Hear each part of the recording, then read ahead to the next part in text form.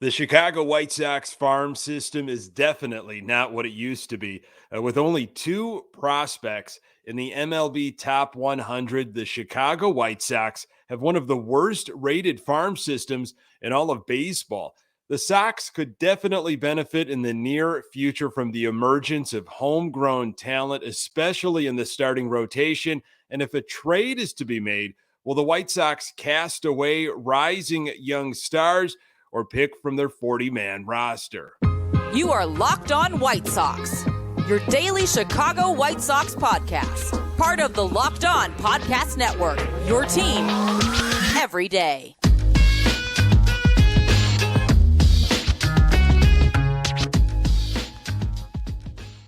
Hey, Sox fans, welcome to Locked On White Sox. Thank you for making Locked On White Sox your first listen each and every day. We're free and available on all platforms. Follow us on Twitter at Locked On Sox. Also subscribe to our YouTube channel.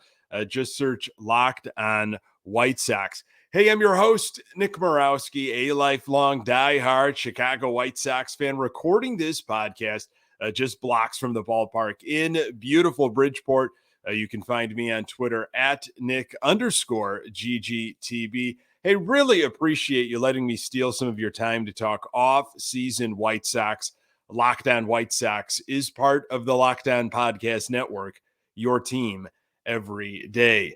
The White Sox made a minor move and acquired a well-traveled infielder. The Toronto Blue Jays continue to be mentioned alongside the Chicago White Sox when it comes to trade partners. And do you remember the days when the White Sox had one of the best rated farm systems in all of baseball? Times have definitely changed.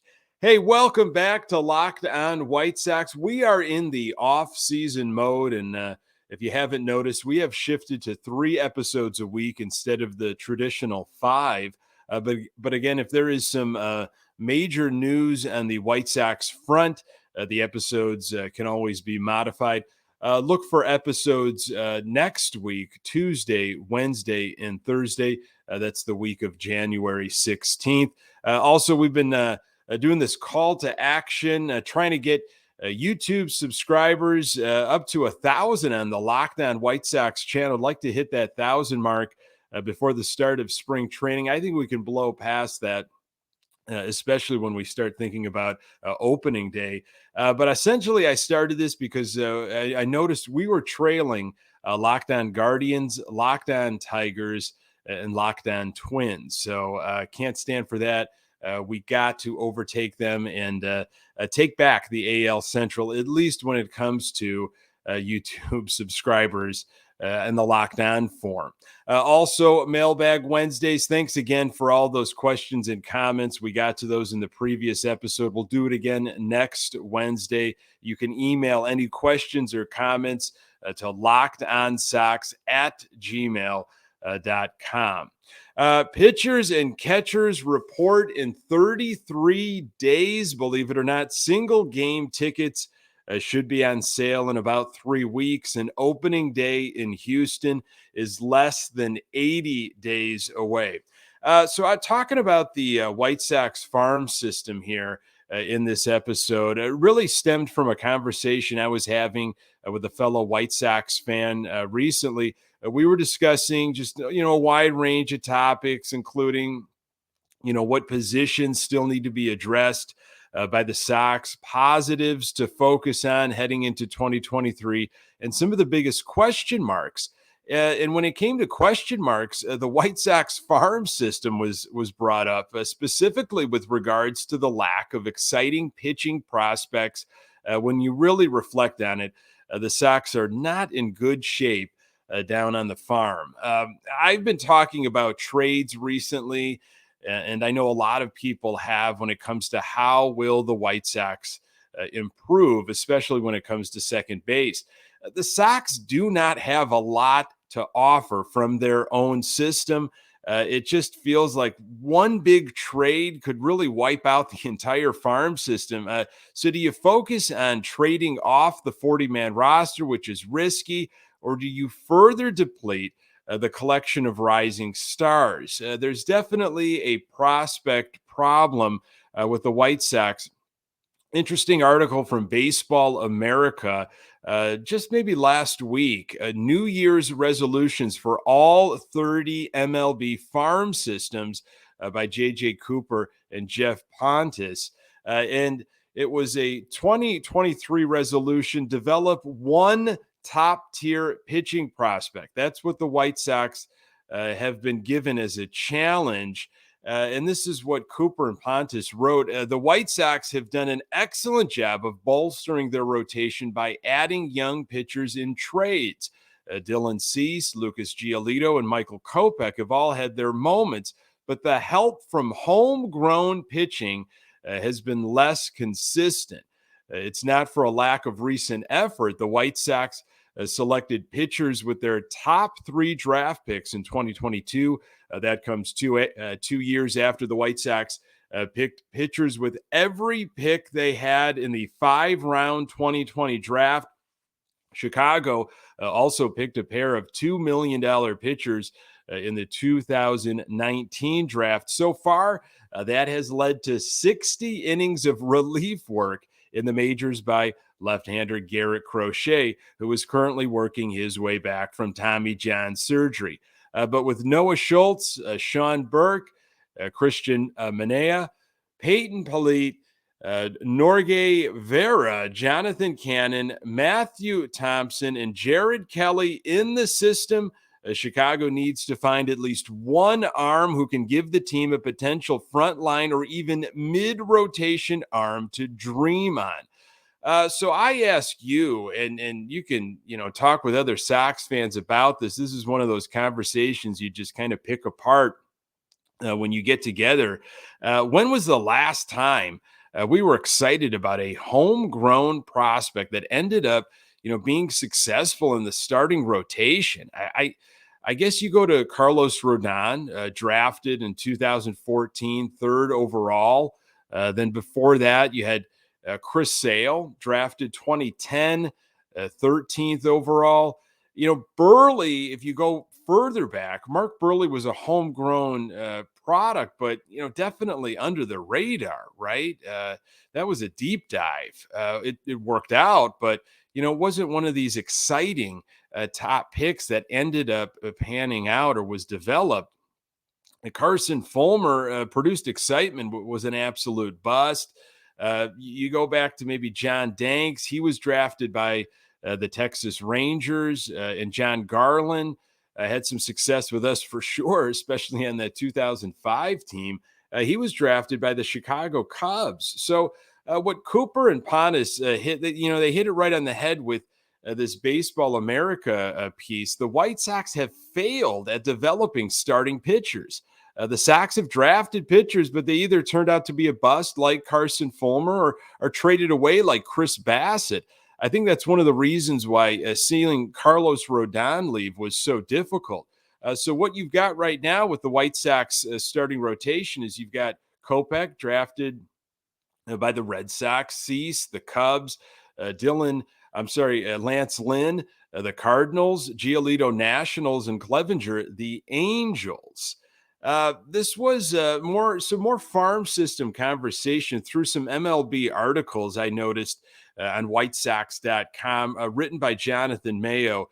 Mayo writes, we asked front office officials, from general managers to farm directors, from scouting directors to analytics specialists, a host of questions in the 2023 MLB Pipeline poll. It's been a week-long series on the White Sox website. On Thursday, they will feature farm systems, which I'm sure will not be kind to the White Sox. So during this series, the White Sox have been virtually shut out, which is, kind of no surprise. They've been shut out in almost every single category that has been featured. I know the White Sox farm system was bad, but MLB executives are failing to even almost recognize what the White Sox have down there. The days of the White Sox having the most exciting farm system are long gone. Remember those days, especially right after that rebuild. just the talent and the international talent and the picks and collecting those picks. And ooh, I hate going down that list of what happened to all those first round picks, second round picks. And some of them were still waiting. Some might wonder, well, what do we have really to show for it? And it might still be a little too early to tell, but the Sox were pretty much shut out in these blurbs here. One of the articles focused on which prospects have the best tools. They talked about usable power, best fastball, best secondary pitch. Now, when it came to had the most speed, outfielders Duke Ellis and James Beard in the White Sox system got mentioned. Those were the only two names during all of these articles that were mentioned. I mean, we're talking about they did a top 10 on every single one of these little categories, and they were even honorable mentions. And the White Sox, they were nowhere to be found except for these two players, Duke Ellis and James Beard, in terms of speed. Who's the best prospect, most underrated, hitting, pitching, defense, future closers, best baseball IQ. Nobody from the White Sox system. And of course, who will win Rookie of the Year in 2023? It's not going to be Oscar Colas. So early February 2022, the White Sox farm system was ranked dead last in all of baseball. MLB Pipeline came out with a list in late August of 2022, and the Sox jumped to 26th in all of baseball. This is what Jason Radowitz of Odds Checker wrote about the White Sox farm system back in September towards the end of the season. The White Sox have a worse farm system than the Padres after they traded away all their prospects. I think he's referring, of course, to the Juan Soto deal and some others. However, many of their top prospects will be ready to contribute by next year, so maybe the White Sox can get some help moving forward. A reminder, White Sox top 5 prospects, Colson Montgomery, Oscar Colas, Noah Schultz, which was last year's pick, left-handed pitcher, 19 years old. They're projected maybe for an ETA of 2026. You've got Lenine Sosa and Brian Ramos. And then you've got Jose Rodriguez. He comes in at 7th. We might see him potentially make a play at an infield spot. We'll see what happens in spring training. White Sox only have 2 players in the top 100 MLB prospect list. That's Montgomery and Colas. So what will the White Sox ultimately do at second base? That question continues, and I'm going to tell you why Sox fans aren't the only ones confused. More on that in a moment. Today's episode is brought to you by BetOnline. BetOnline.net is your number one source for sports betting info, stats, news, and analysis. Get the latest odds and trends for every professional and amateur league out there, from pro football to basketball. We've got it all at BetOnline.net. And if you love sports podcasts, you can find those at BetOnline as well. We're always the fastest and easiest way to get your betting info. Head to the website today or use your mobile device to learn more. BetOnline, where the game starts. So what the Sox need to do, and maybe a possible trade partner. This from Jim Bowden. He had an article in The Athletic last week entitled, "What I'm Hearing from MLB Front Offices is the next move for every team." And no surprise here when it came to the White Sox second base. This is what Bowden wrote. The White Sox front office is focused on figuring out its starting second baseman, a situation that could be resolved via trade or even by tapping someone on the current roster. In the trade market, they could target players such as Brandon Lowe of the Rays, Brendan Rodgers of the Rockies, Gleyber Torres of the Yankees, and Ketel Marte of the Diamondbacks. Internally, Romy Gonzalez and Lurie Garcia are possibilities. Anytime I hear Lurie Garcia is a starting second baseman for the White Sox, my stomach ties in some knots there. Article from Bleacher Report by Zachary Reimer. Realistic MLB trades that could happen before 2023 spring training. Santiago Espinal to the Chicago White Sox. They did not do very many of these, possible hypothetical MLB trades, but they focused on this one. Santiago Espinal to the Chicago White Sox. This is what Reimer wrote. Of the plentiful reasons the Chicago White Sox played below expectations in 2022, two big ones are that their offense lacked plate discipline and their defense lacked, quality. I would also add a lack of power, too. That is why it was worth it for them to sign Andrew Benintendi, even if they probably overpaid at $75 million over 5 years, but they still have room for another contact hitting, slick fielding type. One could especially go in place of Romy Gonzalez, who has 50 strikeouts and only 3 walks in 42 major league games at second base, which brings us to why the Pale Hose should call the Toronto Blue Jays about Santiago Espinal. Though Espinal was an all-star for the Jays in 2022, he's part of a logjam at second base alongside Biggio and Merrifield, with the latter seemingly positioned to get the bulk of the playing time. There's sense in the Jays fielding offers for Espinal. He'd be perfect for the White Sox offensively because good zone discipline is but part of the reason he placed in the 91st percentile for strikeout rate in 2022 defensively, because he was quietly 4th among second basemen in outs above average.